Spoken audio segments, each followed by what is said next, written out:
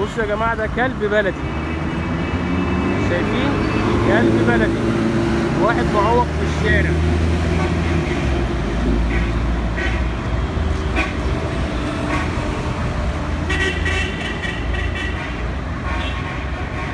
فرجوا المنظر،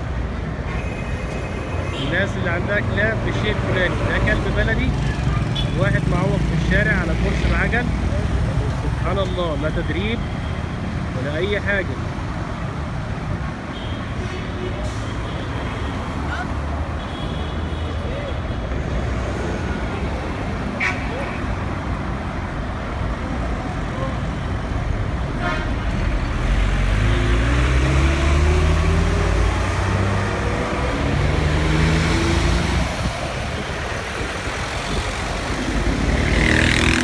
لما قلنا الكلاب البلدي تعمل حاجات كتيره محدش يتوقعها، ادي كلب بلدي.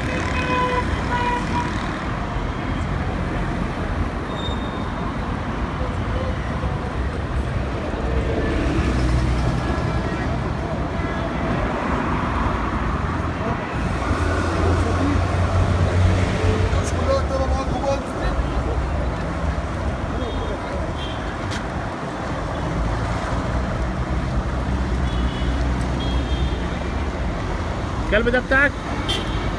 جاي. ها؟ عايز صوره صوره. لا انا بسألك، هو بتاعك؟ انا خد. عايز اصور. هو كلبك ده؟ صور يا بيه. هو ده كلبك؟ صور. طب بس بسألك سؤال، ده كلبك؟ كلب بتاعك؟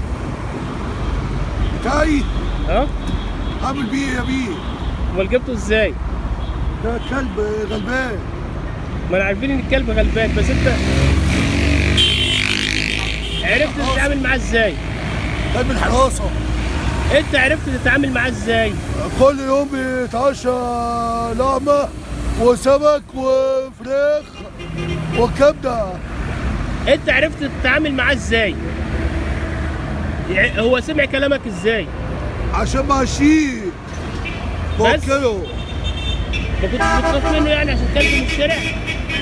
لا انا ماشيه، هو بيجي يلعب معايا وبيقعد يلم فراخ مني. وبتحبه بقى؟ انا هو اللي بيحبني لما بيلاقيني بيلعب كده ويجي يقرب مني واني بوكله. ماشي، مش عايز اي حاجه؟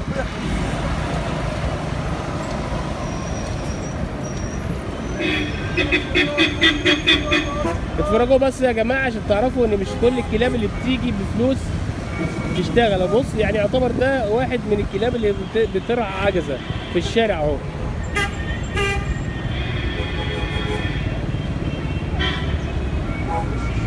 بص ملتزم بيه ازاي.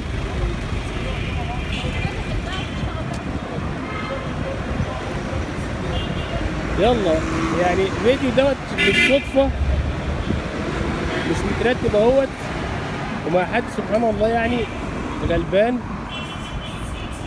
لا هو مدرب ولا حاجه وعرف يتعامل مع الكلب.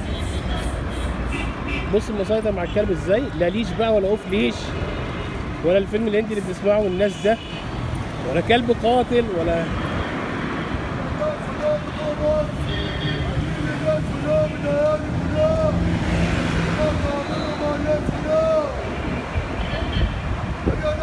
يا